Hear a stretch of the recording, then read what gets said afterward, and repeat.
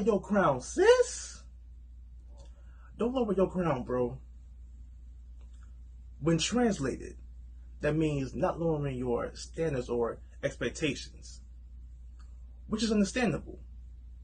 But let me just throw this thought out there to you. And when I say this, I don't mean to upset you, but have you ever thought about the person that you want to fall in love with may have to lower their crown for you? I mean, let's be honest. From the inner person towards the outer person, we are all imperfect. But despite our shortcomings, we want someone to love us regardless. But then we repel other people's faults like a bad odor. And as I get older, we as human beings can be funny. Like, we will complain about being broke, but then as soon as we get a job, we complain about the things on the job. We even jive about the opposite sex and what they lack, but then be surprised and our attitude becomes rude when we can't attract the opposite sex in the same room.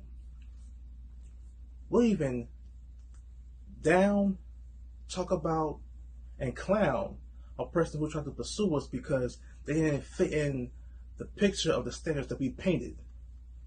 But when it's the other way around, we frown and make statements like, why do you focus on the blemish in this portrait? I mean, all the details and lovely things about this picture, you focus on my little blemish. Now, I admit, some faults are bigger than others and some of us don't want to deal with it, but sometimes we can look at things in the wrong way. Like, for example, there was women that I know who are married, but they have the worst attitudes. And I used to think them being married can be scary. Like, I would say things like, okay, what lie did she tell this man for him to buy into her? Now, to me at the time, I wouldn't even bother with it. But for the husbands of 10 years, they thought it was a good investment. Lowering your crown does not mean relinquishing your power.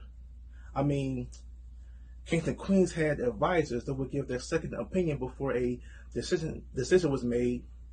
Christ had healers become apostles, even though they would argue about who's in the best place. Even the Heavenly Father would even listen to the plea of a human being that he created before he made a judgment.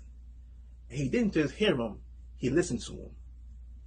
So what does that say about you and I?